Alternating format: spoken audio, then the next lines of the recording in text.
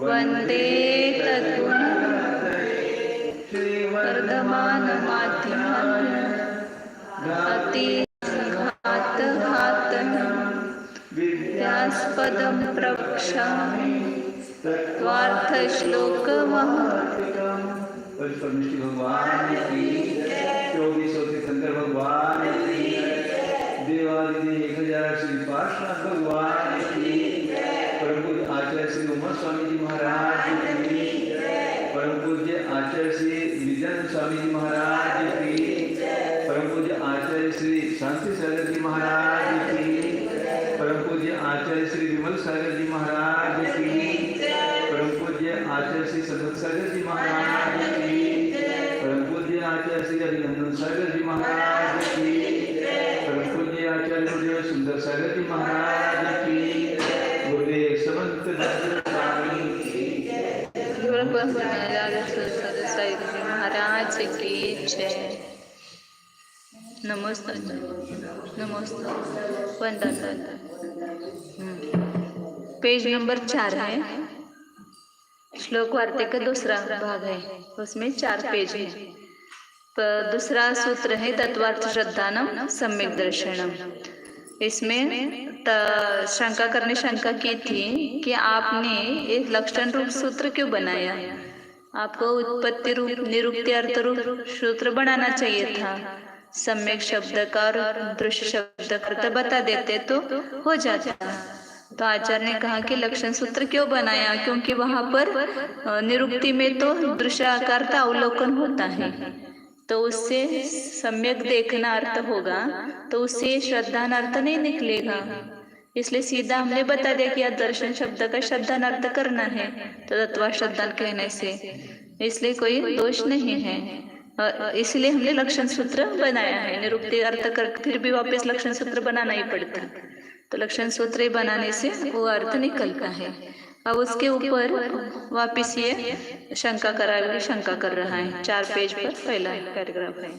शब्द अर्थ अतिक्रम श्रद्धान अर्थत्व अभावात् दृश्ये इति चेत् अनेकार्थत्वात् धातु दृश्ये श्रद्धान अर्थत्व गते। शंका कर कहता है आपने दर्शन शब्द का श्रद्धान अर्थ किया, इस शब्द के अर्थ का अतिक्रम है। दृश्य शब्द का तो श्रद्धान अर्थ होता नहीं है और आपने अर्थ का अतिक्रम कर दिया, क्योंकि श्रद्धान अर्थपना का अभाव है। दृश्य शब्द का श्रद्धान अर्थपना का अर्थ नहीं होता है, अभाव है, ऐसा कह दे। पर आचार्य कह रहे अनेकार्थत्वात् धातु नाम, धातु का एक ही अर्थ नहीं होता है, अनेक अर्थ होते हैं।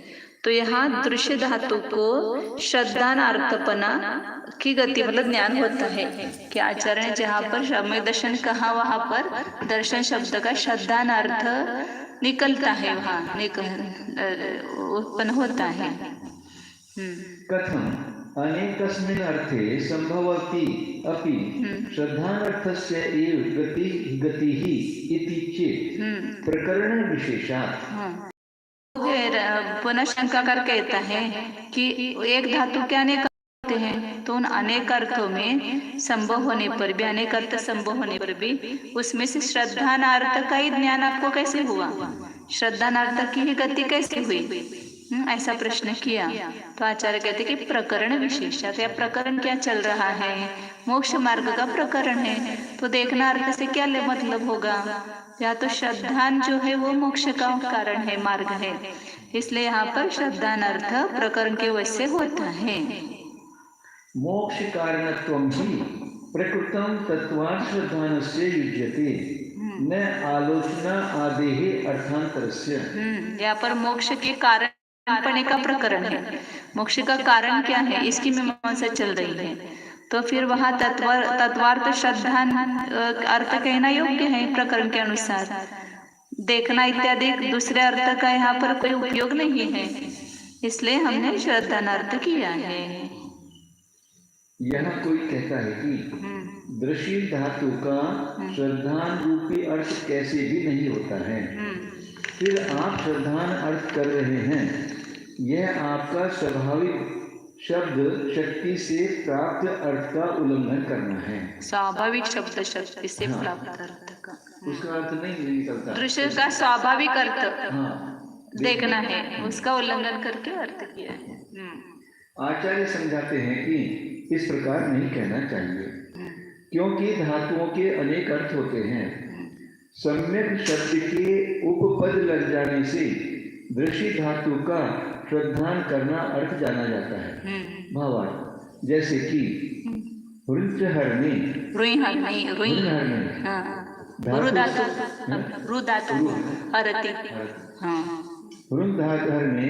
धातु से घय परित्यय करने पर हार शब्द बनता है। घ में अ बचता है, रू धातु है। और थोड़ा व्याकरण बता दे तो आपको उसका भी लाभ होगा। अच्छा, रू का आर बनेगा, रू धातु, फिर उसका घय प्रत्यय लगा तो घय में से यम का लोप हो जाता है, घर का भी लोप होता है, अ बचता है, रू प्लस अ। और यहाँ पर य इत है ना, इसको य इत हो गया मतलब लोप हो गया। इत संज्ञा लोप की होती है, मतलब लोप, तो इसीलिए तो ये लगाते हैं, इसे उनको सूत्र नियम बनाना होता है। तो जिस प्रत्यय में य इत होता है उसके पहले स्वर का, उस शब्द के पहले स्वर की वृद्धि होती है, ऐसा नियम है, ऐसा एक सूत्र है। यानी कि ये इति माने य जिसमें इत है, इति, और न जिसमें इत है, अण प्रत्यय है, तो जिसको लगेगा ना उसके शब्द के पहले स्वर को वृद्धि होगी। तो यहाँ पर रू का आर हो जाएगा, हार, और एक करके हार शब्द बन जाएगा। हाँ, रहता है इसमें से घ है ना, ये घ में अ है ना, घ का भी लोप होगा, य का भी लोप हो जाएगा। हाँ, एक घ उच्चारण के लिए है और यह लगाया है इत संज्ञा वाला है, तो इससे सूत्र नियम बन गया कि जिसमें यह लोप होता है, ऐसे सूत्र आने प्रत्यय लगने पर प्रथम स्वर का वृद्धि होती है, ऐसा हार जाला। हाँ, अब रू धातु का तो यह हार अर्थ हो गया। हाँ, लेकिन उसको अब पीछे उपसर्ग लगाएंगे तो अर्थ कितने बदलते हैं। किंतु वी, आन, सम, प्र, परि, उत और अप उपसर्गों के लग जाने पर भिन्न भिन्न विहार, आहार, संहार, कितना बदल गया परिहार, उद्धार और अपहार अर्थ हो जाते हैं। बड़ा उल्टे उल्टे अर्थ हो गए, उपसर्ग लगने से उल्टे उल्टे अर्थ हो जाते हैं ना। हाँ, उपसर्गात ही धातु तो नियते, ऐसा वो सूत्र है, उसमें ये उदाहरण दिया है, आहार, विहार, प्रहार, संवार, ऐसा। हाँ हाँ हाँ, प्रहार करना, हार का प्रहार करना। हाँ, आहार का आहार अर्थ हो गया, और वी लगाए तो विहार अर्थ हो गया, और प्रहार अर्थ हो गया, संवार हो गया। और हाँ, ले लिया जाते हैं, नियते अन्यत्र, ऐसा बहुत सुंदर। शक उपपद के पहले होने पर धारण पोषण अर्थ वाले धा धातु से युक्त करने पर श्रद्धान शब्द का विश्वास करना अर्थ हो जाता है। आप करो श्रद्धान का अर्थ कैसे हो गया? श्रद्धान शब्द कैसे हो गया? श्रद्धान को शुद्ध करो, श्रद्ध कर दिया है, उपपद श्रद्ध। हाँ, नहीं वो, हाँ, श्रद्ध लिया, श्रद्ध ये उपपद लग गया और उसको धा धातु में और युक्त प्रत्यय लग गए, तो ये दहा है, इसका द हो जाएगा। श्रद्धा तीसरा व्यंजन हो जाएगा।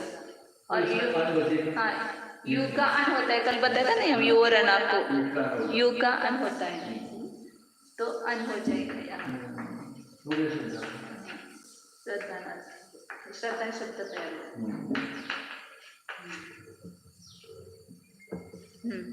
मातृश्वा वायु को कहते हैं। घोष शब्द के साथ में रहने वाले गंगा शब्द का लक्षण आवृत्ति से गंगा किनारा अर्थ हो जाता है। शब्द के 3 अर्थ है ना, लक्षणा, अभिधा, व्यंजना, ऐसे शब्द के 3 अर्थ होते हैं। तो लक्षणा मतलब वो अर्थ नहीं होता है, लेकिन उसको लक्षणा से अलग निकालते हैं अर्थ। जैसे ये बताए ना, गंगा, घोष शब्द के साथ में रहने वाले गंगा शब्द का लक्षणावृत्ति से गंगा का किनारा, मतलब गंगा घोष ऐसा हुआ तो गंगा का किनारा अर्थ, वो लाक्षणिक अर्थ बोलते हैं उसको, लक्षणा से निकला हुआ अर्थ ऐसा होता है ना। और भी होते हैं कैसे लक्षणा से अर्थ निकालते, मतलब वो नहीं होते अर्थ, लेकिन वैसा अर्थ करते हैं वहाँ। घोष का अर्थ किनारा नहीं होता है, लेकिन जब गंगा के साथ घोष लगेगा तो गंगा का किनारा ऐसा लाक्षणिक अर्थ होता है उसका। दृष्ट धातु के अनेक अर्थों के संभव होने पर भी श्रद्धान रूप अर्थ की ही व्यक्ति क्यों होती है, अन्य अर्थ की क्यों नहीं? ऐसा कहने पर तो हम जैन कहते हैं कि विशेष प्रकरण होने से श्रद्धान अर्थ ही दिया गया है। वो कहते हैं ना, सेंधव के नमक भी अर्थ होता है और घोड़ा भी। इन प्रकरण के वैसे वहां पर क्या अर्थ लेंगे? तो भोजन क्या प्रकरण है तो नमक की अर्थ करेंगे। और कई युद्ध में गए हैं तो सेंधव लाओ। हाँ, क्योंकि मोक्ष का कारणपना प्रकरण में पड़ा हुआ है, अतः तत्वार्थों का श्रद्धान करना अर्थ ही युक्त होगा। दृष्ट धातु के दूसरे आलोचन, दर्शन आदि अर्थ करना युक्त नहीं है। केवल 2000 धातुओं से अरबों खरबों शंखों शब्द बन गए हैं। 2000 धातु है संस्कृत में। 2000 धातु है। उन संख्यात शब्दों से ही असंख्यात प्रमेय वाच्य हो जाता है और परंपरा से असंख्यात का अविनाभावी अनंत अर्थ भी जान लिया जाता है। आसक्ति, योग्यता, प्रकरण, यौगिक, रूढ़ि, अभिधा, लक्षणा, संकेत ग्रहण आदि की प्रक्रिया से भगवत अर्हत आदि आलोचनस्य मोक्ष कारणत्व उत्पत्तेः तत्प्रकरणात् अपि न तन्निवृत्तिः इति चेत् तत्वार्थ श्रद्धानेन रहितस्य मोक्ष कारणत्वे अपि प्रसंगात्। वो कह रहा है कि आलोचना अर्थ रख करके भी मोक्ष का कारण ये सिद्ध हो सकता है ना। और भगवत अरहदादि आलोचनस्य, भगवान अनंत के दर्शन करना, देवशास्त्र गुरु के दर्शन करना, ये भी मोक्ष का कारण बन सकता है ना। तो आलोचनार्थ रखकर बिना रखे, मतलब वो निकलता है अर्थ, वो भी मोक्ष का कारण बन सकता है, तो वही करना ठीक है। मोक्ष कारण तो उपपत्ति है, अरहंत आदि के आलोचन को, मतलब देखने को मोक्ष का कारणपना प्राप्त होता है। तो प्रकरण से उस अर्थ से निवृत्ति नहीं होनी चाहिए, न तन निवृत्ति, आलोचनार्थ लेना चाहिए आपको, ऐसा शंकाकार कहता है। तो आचार्य कहते हैं कि पढ़ा था ना, तत्वार्थ श्रद्धान से जो रहित है उसमें भी वो यदि देखता है अरहंत भगवान को, तो दर्शन तो कितने लोग करते हैं, सभी समय दृष्टि है क्या? सभी भगवान के रोज दर्शन करने आते हैं, तो सबको समय मोक्ष का कारणपणा मानना पड़ेगा, मिथ्या दृष्टि को भी मोक्ष का कारणपणा मानना पड़ेगा। तत्वार्थ श्रद्धा से रहित जीव के भी मोक्ष के कारणपणा का प्रसंग आता है। तेन सहितस्य तु तत्कारणत्वे तद एव मोक्षस्य कारणं तद आलोचन अभावे अपि श्रद्धानस्य तद भाव अविरोधात्। तब वो कहता है नहीं, वो श्रद्धा से सहित ऐसे व्यक्ति का जो देखना है वो कारण, उसमें मोक्ष का कारण पड़ा है, ऐसा कहेंगे तो फिर उसको ही मोक्ष का कारण कहो ना, श्रद्धान को ही। श्रद्धान सहित के व्यक्ति के देखने को आप मोक्ष का कारण पना कह रहे हो, तो उस श्रद्धान को ही मोक्ष का कारण कहो, क्योंकि आलोचन के अभाव में भी वो यदि अरहंत आदि के दर्शन भी नहीं करता है, फिर भी श्रद्धान जो है उसमें मोक्ष का कारणपणा का अविरोध है, मोक्ष का कारणपणा है। कोई सम्य दृष्टि अपने ध्यान में बैठा है, अरहंत के दर्शन नहीं कर रहा है, तो फिर वो मोक्ष का कारण है कि नहीं है? है। तो जिसके होने पर ही दर्शन मोक्ष का कारण हो रहा है, तो फिर उसको ही मोक्ष का कारण कहो, श्रद्धान को ही।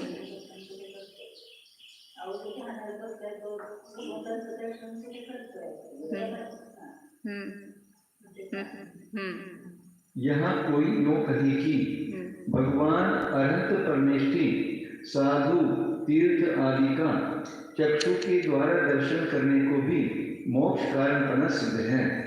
अतः उस मोक्ष मार्ग के प्रकरण से भी देखना रूपी अर्थ युक्त हो जाता है। फिर उस प्रसिद्ध अर्थ को कहे गए देखने की निवृत्ति क्यों करते हो? प्रतिमा जी के दर्शन से भी मोक्ष मार्ग की पुष्टि होती है, अतः आलोचन अर्थ भी सुरक्षित रहने दो। समझा रहे हैं कि यदि ऐसा कहोगे तो हम श्यादवादी पूछते हैं कि तत्वार्थों के सिद्धांत से रहित हो रहे अनंत दर्शन को मोक्ष का कारण मानोगे, या तत्वार्थ सिद्धांत से सहित होते हुए अनंत साधु तीर्थ आदि के भक्ति सहित देखने को मोक्ष का कारण मानते हो? बताओ। यदि तत्वार्थ सिद्धांत से रहित कोरे देखने को मोक्ष मार्ग कहोगे तब तो अति प्रसंग हो जाएगा, अर्थात अभक्तियों के भी मोक्ष मार्ग की प्राप्ति हो जाएगी। वे भी प्रतिमा जी तीर्थ आचार्य मुनि आदि का दर्शन करते हैं।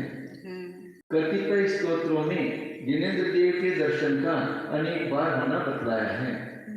अच्छा माता जी, ये अभव्य कभी भगवान के दर्शन करता है? वो तो अभव्य नवग्रह में जाता है, मणि बनता है, मणि भी बन सकता है।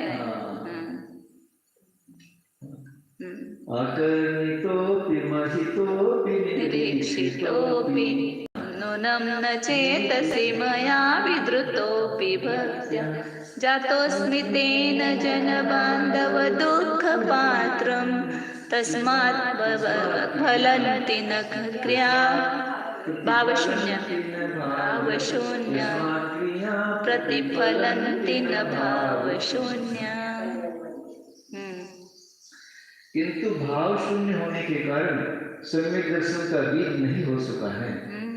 द्रवलिंगी अभव्य समोसन के श्रीमंडप में साक्षात अनंत देव का दर्शन नहीं कर पाते हैं, बहुत स्पष्ट लिखा दिया। द्रवलिंगी मुनि है और अभव्य, द्रवलिंगी मतलब मिथ्या दृष्टि।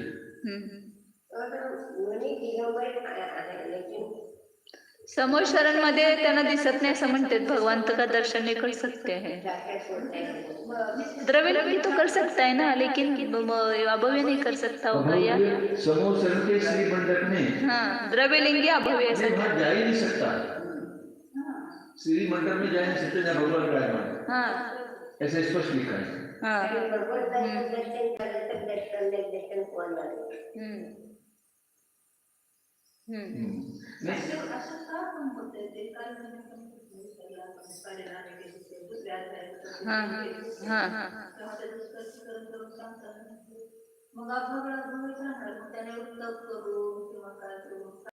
मग त्याच्यामध्ये अभव्यताच आहे ना, अभव्य पण आहे। चलो, देव का दर्शन अनंत देव का दर्शन नहीं कर पाते हैं, किंतु अन्य स्थलों पर प्रतिमा जी मुनि तीर्थ आदि का दर्शन करते हैं। लाने जगह वो तीर्थ का दर्शन कर सकते हैं। यदि दूसरे पक्ष के अनुसार उस तत्वार्थ सिद्धांत से सहित हो रहे चाक्षुष प्रत्यक्ष को उस मोक्ष का कारण मानोगे तो वह तत्वार्थ सिद्धांत ही मोक्ष का कारण सिद्ध हुआ। उसमें आता है ना कि मिथ्या दृष्टि अभव्य और कौन वो समोशरण में वो नहीं जा सकते ऐसा, तो वो मिथ्या दृष्टि भी नहीं जाता ऐसा आता है। तो यहाँ पर हमने अर्थ किया था कि गृहित मिथ्या दृष्टि नहीं जा सकता है, लेकिन अगृहित मिथ्या दृष्टि तो होंगे ना, सब सम्य दृष्टि थोड़े होंगे समोशरण में ऐसा। क्या वो माता जी का कहना अभी यदि भगवान के साक्षात दर्शन कर रहा श्री मंडप में, मिथ्या दृष्टि तो उसको संदिग्ध होना है। नियम से होगा ऐसा थोड़ी है, नियामक है, नियामक नहीं है ना। तिथं समोशरात गेला सम्यक दर्शन होईलच असं नियम नाही ना। आपण किती वेळा म्हणतो, किती वेळा समोसर मध्ये गया फिर भी वो कोरा रह गया।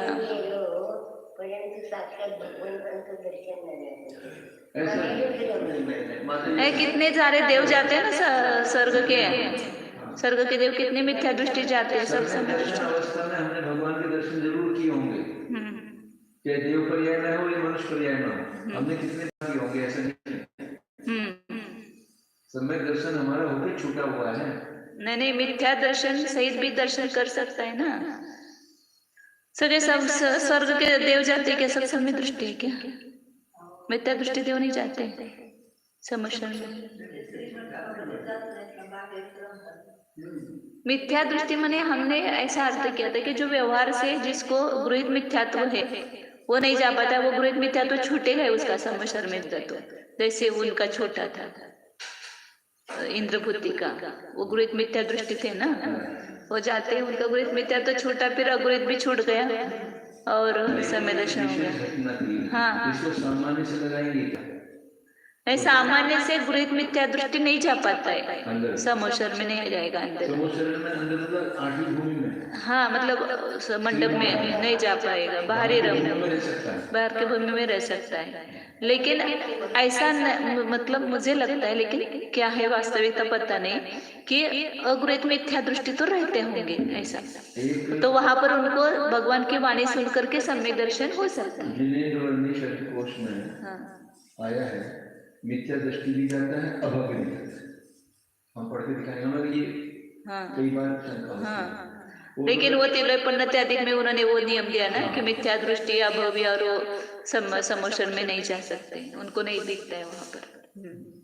चलो हाँ आगे। हाँ, ते तर महत्वाचं काही नाही आहे, आपल्याला एवढं लक्षात ठेवायचं की इथं मिथ्या दृष्टीला पण तो भगवंताचं दर्शन केला तरी त्याला सम्यक तो नाही, म्हणून तो मोक्षाचं कारण नाही असं नाही। जरूरी नहीं है मिथ्या दृष्टि भगवान का दर्शन करके उसको सम्यक हो ही जाए, जरूरी नहीं है। समोशरण में गृहित मिथ्यात्व तो नहीं रहेगा, जो समोशरण में गया उसका नियम से वो जिनेंद्र भगवान को मानने वाला ही होगा, उनके सामने कोई उसका विरोधी नहीं रह सकता है। अन्य मति भी बाहर ही रहेंगे, वो समोशरण में जाके नहीं विरोध कर सकते। यदि तत्वार्थ श्रद्धा विद्यमान है उस तीर्थ आदि के दर्शन बिना भी, यदि तत्वार्थ श्रद्धा विद्यमान है तो उसे मोक्ष मार्ग पना होने में कोई विरोध नहीं है। तत्वार्थ श्रद्धान रूप कार्य के साथ मोक्ष रूप कार्य का अंतर व्यतिरेक से कार्य कारण भाव है। यदि तत्वार्थ श्रद्धा नहीं है तो मोक्ष रूप कार्य भी नहीं है, और चाक्षुष प्रत्यक्ष के साथ मोक्ष मार्ग पने का कार्य कारण भाव करने में अन्वय व्यभिचार व्यतिरेक अविचार दोनों दोष आते हैं। भले ही पूज्य पंचमनिष्ठी का ही नेत्रों से दर्शन क्यों न हो। चलो अर्थ ग्रहण तो नर्थ श्रद्धानं विनिवारितं कल्पितात् जवच्छेदो अर्थस्य तत्त्वविशेषणात् लक्षणस्य ततो नाति व्यक्तिर्दृग्मोहवर्जितं पुनरूपं तदिति ध्वस्ता तस्या व्याप्तिरपि स्फुटा।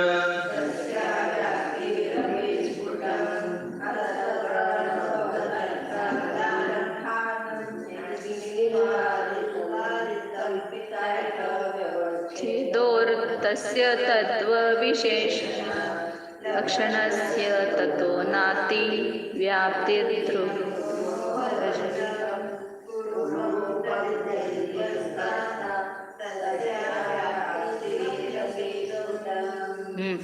अब जो तत्वार्थ श्रद्धान लक्षण है उसमें दोष नहीं है बता रहे, अतिव्याप्ति दोष भी नहीं और अव्याप्ति दोष भी नहीं है। तो अर्थ ग्रहण तत्वार्थ, तो उसमें अर्थ शब्द रखा है, उस अर्थ का ग्रहण करने से क्या हो गया, अनर्थ का श्रद्धान व सम्यक दर्शन नहीं है। तो जो अर्थ नहीं है उसका श्रद्धान कर लो तो उसका निवारण हो गया, मतलब अनर्थ श्रद्धान को सम्यक दर्शन नहीं करते हैं। कल्पितार्थ व्यवच्छेदार्थ से तत्व विशेषणार्थ, फिर तत्व विशेषण लगाने से जो कल्पित अर्थ है, अन्य मतियों ने कल्पना किए हुए अर्थ, उसका श्रद्धान करने से भी सम्यक दर्शन नहीं होता, उसका व्यवच्छेद हो जाता है। तत्वरूप जो अर्थ है, वास्तविक स्वरूप सहित पदार्थ है, वही तत्वार्थ है और उसका श्रद्धान करने से ही सम्यक दर्शन होगा। केवल अर्थ के श्रद्धान से नहीं सम्यक दर्शन, अर्थ कोई कुछ कैसा भी कहेगा, लेकिन वो तत्वरूप अर्थ होना चाहिए, तो ही उसका श्रद्धान सम्यक दर्शन है। ततः लक्षण से न अतिव्याप्ति, इसलिए लक्षण की अतिव्याप्ति नहीं है, वरना अन्य मतियों ने कल्पित पदार्थ का श्रद्धान करने में नहीं जाता है हमारा लक्षण, तो उससे अतिव्याप्ति का निवारण हो गया। और दृग्मोह वर्जितम पूर्वपम तत्, ये दर्शन मोहनीय से रहित ऐसे पुरुष का रूप है। सम्यक दर्शन जो है, जिसका सम्यक दर्शन मोह का अभाव हुआ है, ऐसे पुरुष का वह रूप है।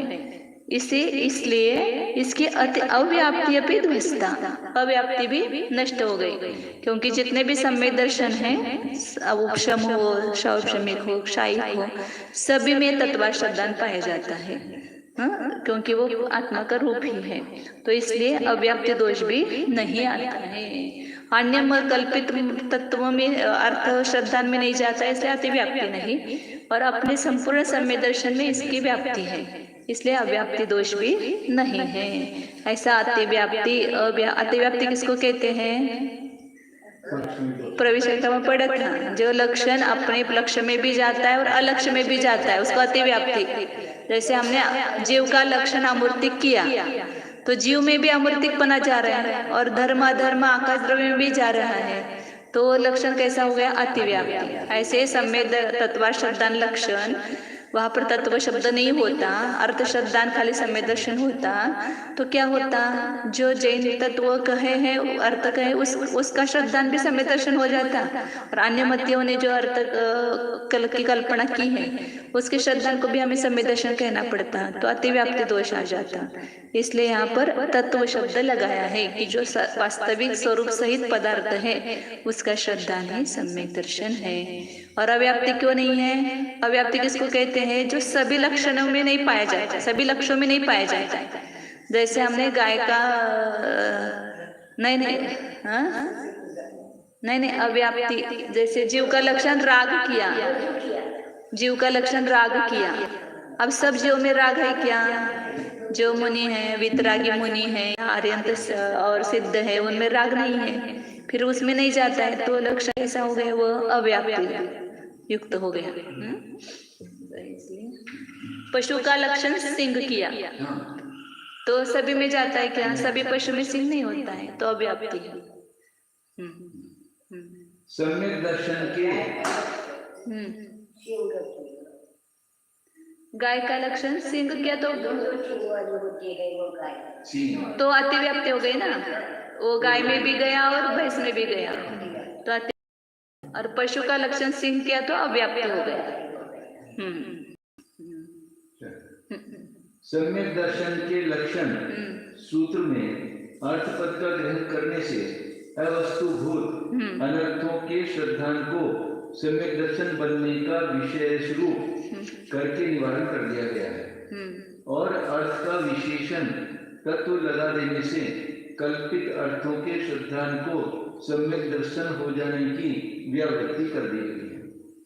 यद्यपि काव्यों या प्रशंसा वाक्यों में स्वरूप कथन करने वाले भी विशेषण दिए जाते हैं, जैसे कि वह राजा दानी है, कुलीन है, विद्वान है। इन पदों से भले ही कुछ साधारण पुरुषों से राजा की व्यावृत्ति हो जाए, किंतु वे अमुक राजा के असाधारण धर्म नहीं है। अन्य राजाओं और सेठों में भी पाए जाते हैं, किंतु लक्षण को कहने वाले वाक्य में जो विशेषण दिए जाते हैं, वे व्यर्थ नहीं होते हैं। अलक्ष्यों से लक्ष्य की व्यावृत्ति कर देना उन विशेषणों के देने का फल है। इस कारण सम्यक दर्शन के लक्षण को अतिव्याप्ति दोष नहीं लगा। वह सम्यक दर्शन गुण तो दर्शन मोहिनीय कर्म के उदय से रहित हुए आत्मा का स्वाभाविक स्वरूप है।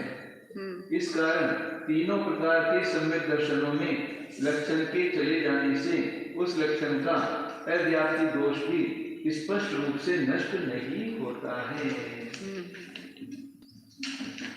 श्रद्धानम सम्यक दर्शनम इति उच्यमाने अनर्थ श्रद्धानमपि तत्स्यात् इति अतिव्याप्तिः लक्षणस्य मा भूत अर्थग्रहणात्। अब उसका एक खुलासा कर रहे हैं। इतना ही सूत्र बना देते, श्रद्धानम सम्यक दर्शनम, श्रद्धान ही सम्यक दर्शन, इतने ही बना देते हैं सूत्र, तो क्या होता, अनर्थ का श्रद्धान भी सम्यक दर्शन बन जाता। जो अलग संवेदनाद्वैत अमुक तमुक उनके कोई अर्थ भी नहीं है, फिर उसका श्रद्धान करना भी क्या हो जाता, सम्यक दर्शन बन जाता। उनकी श्रद्धा तो है लेकिन अर्थ कुछ नहीं है उनका, तो अनर्थ श्रद्धान को भी सम्यक दर्शन मानने का प्रसंग आता, तो अतिव्याप्ति दोष आता, लक्षण की अतिव्याप्ति न हो, इसलिए अर्थ का ग्रहण किया। जो अर्थ है उसी के श्रद्धान को सम्यक दर्शन कहते हैं। अर्थ अनर्थ विभागो दुर्घटः। अर्थ और अनर्थ का विभाग करना कठिन नहीं है, कौन अर्थ है कौन अनर्थ है, इसका विभाग कोई कठिन कार्य नहीं है। किसको अर्थ कहना वो बता रहे आगे। प्रमाण उपदर्शित, प्रमाण उपदर्शितस्य अर्थत्व सिद्धेः इतरस्य अनर्थत्व व्यवस्थानात्। प्रमाण से जो दिखाया गया अर्थ है वो उसमें अर्थपने की सिद्धि है, जो प्रमाण से दिखाया गया है, और जो प्रमाण से सिद्ध नहीं वो क्या है, अनर्थ है। प्रत्यक्ष से जो पदार्थ प्रतिभाषित हो रहे, अनुमान से जो प्रतिभाषित हो रहे उसको तो अर्थ कहेंगे, जीव पुद्गल आदि, लेकिन जो प्रमाण से नहीं दिखाए गए हैं तो उसमें अनर्थपना है, वो अर्थ नहीं है। श्रद्धान करना सम्यक दर्शन है। यदि इस प्रकार ही लक्षण कहा जाएगा तो मिथ्या ज्ञानों से ग्रहण किए गए अनर्थों का श्रद्धान करना भी वह सम्यक दर्शन बन बैठेगा। इसलिए लक्षण की अतिव्याप्ति न होगी, अतः अर्थ ग्रहण किया है, अर्थात अर्थ के ग्रहण करने से उस अतिव्याप्ति का वारण हो जाता है।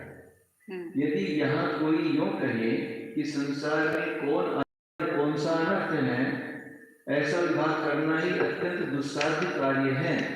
एक के लिए जो अर्थ है वही दूसरे के लिए अनर्थ हो जाता। ऊंट को नीम के पत्ते अच्छे लगते हैं, आम के नहीं। ठीक प्रकृति वाले मनुष्य को दही अच्छा लगता है, वाद प्रकृति वाले को नहीं। लालची को धन अच्छा लगता है, साधु को नहीं। अतः अर्थ और अनर्थ का विभाग करना घटित नहीं हो पाता है। आचार्य कहते हैं कि इसको नहीं समझना, क्योंकि प्रमाण के द्वारा निर्णीत किए गए पदार्थ को अर्थपना प्रसिद्ध है और शेष अन्य पदार्थों को अनर्थपना व्यवस्थित हो रहा है, जो कि प्रमाणों द्वारा नहीं प्रदर्शित किए गए हैं। सर्ववाद विकल्प गोचर अर्था एव प्रमाण उपदर्शितत्वात् अन्यथा तद अनुपत्तेः। प्रमाण उपदर्शितत्वं तु सर्वस्य विकल्पवाद गोचरत्व अन्यथा अनुपत्तेः, ततः न अनर्थः कश्चित् इति अन्यः। कोई अन्य मतवादी कह रहा है कि आप कैसे कह रहे हो कि अनर्थ, तो जो वचन और विकल्प का विषय है, सर्वः वाग विकल्प गोचर, वाग मतलब वचन और विकल्प मतलब ज्ञान का विकल्प, उसका जो विषय है वो अर्थ ही है, और वो प्रमाण के द्वारा उपदर्शितपना होने से अन्यथा तद अनुपत्ति, नहीं तो वचन और विकल्प का विषय कैसे बनता, यदि प्रमाण से उत्पन्न नहीं होता, प्रमाण के द्वारा दिखाया गया नहीं होता, वचन और विकल्प का विषय ही नहीं होता, ऐसा वो शंका कर रहे हैं। प्रमाण का उपदर्शितपना तो उपदर्शित तत्वम सर्वस्य विकल्प वा गोचरत्व अन्यथा अनुपत्ते है। प्रमाण के द्वारा उपदर्शितपना जो है वह सभी के वचन और विकल्प का विषयपना अन्यथा नहीं बन सकता है। तथा न अनर्थ कश्चित्, इसलिए कुछ अनर्थ है ही नहीं, जो वाणी का विषय विकल्प का विषय सब अर्थ ही है, ऐसा उस शंकाकर का कहना है। कोई अनर्थ है ही नहीं, आप अनर्थ कैसे कह रहे हो, वो वचन का विषय हो रहा है कि नहीं हो रहा है, हो रहा है, फिर प्रमाण ने दिखाया इसलिए तो वचन का विषय हो गया, ज्ञान ने दिखाया ना उसको तो वचन का विषय हो गया, विकल्प का विषय हो गया, इसलिए अनर्थ तो कुछ है ही नहीं, ऐसा उसका शंकाकर का कहना है। पूरा शंकाकर की शंका है, आगे उत्तर आचार्य देंगे। यहाँ कोई दूसरे कह रहे हैं कि शब्द के द्वारा कहे जाने योग्य और विकल्प ज्ञानों के द्वारा जाने गए विषय ये सब अर्थ ही है, क्योंकि प्रमाणों के द्वारा दिखाए गए हैं। अन्यथा अर्थात शब्द और ज्ञान के विषय तो वे प्रमाणों के द्वारा दिखलाए गए नहीं बन सकते थे। सभी पदार्थों को प्रमाणों से जाना गया, परंतु यूं सिद्ध हो जाता है कि वे विकल्प ज्ञान के में और शब्द के वाच्य हो रहे हैं। यदि वे प्रमाणों के द्वारा निर्णित किए गए नहीं तो ज्ञान संसार में कोई भी पदार्थ अनर्थ कहलाने योग्य ही नहीं है, और हम किसी पदार्थ को अनर्थ रूप से जान भी नहीं सकते हैं। जो जाना और कहा जाएगा वह अर्थ अवश्य हो जाएगा, जो अर्थ नहीं वह कहा और जाना नहीं जाएगा। प्रमाण उपदर्शित तत्व और वाद विकल्प गोचरत्व इन हेतु और साध्य में समव्याप्ति है। जिस साध्य में समव्याप्ति, जिसको एक का ज्ञान है वही अज्ञात हो रहे दूसरे का अनुमान कर लेता है। जिसको दोनों का ज्ञान नहीं है उसको तीसरे उपाय से अर्थपनी का निर्णय करा दिया जाएगा। सरल उपाय यह है कि विकल्पवाद गोचर पने से प्रमाण उपदर्शित को जान लो और प्रमाण उपदर्शित पने से अर्थपने को ज्ञान कर लो। यहाँ तक अन्यों का कहना है। अब आचार्य समझाते हैं कि क्या करना है, बस करना है। उत्तर कल सुनेंगे, शंका हो गई। अब ये शंका मन में रखो, उत्तर कल मिलेगा।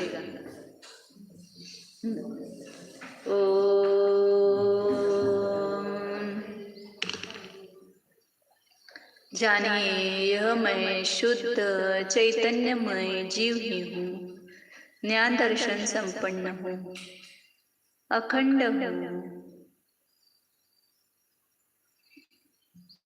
वास्तविक तत्व सहित पदार्थ हूँ। इस तत्व सहित पदार्थ का श्रद्धान करना ही सम्यक दर्शन है। अपने जीव तत्व को देखो। जीवत्व जीवत्व जीवत्व अनादि अनंत परम पारिणामिक भाव है, वही तत्वार्थ है और उसका श्रद्धान ही सम्यक दर्शन है। तो अपने इस कारण परमात्मा का अनुभव करो तो वह सम्यक दर्शन की उत्पत्ति नियम से होगी। शुद्ध चैतन्य स्वरूप ज्ञानानंद स्वरूप एकत्व विभक्त स्वरूप शुद्धोहम् एकोहम् ध्रुवोहम् ओम।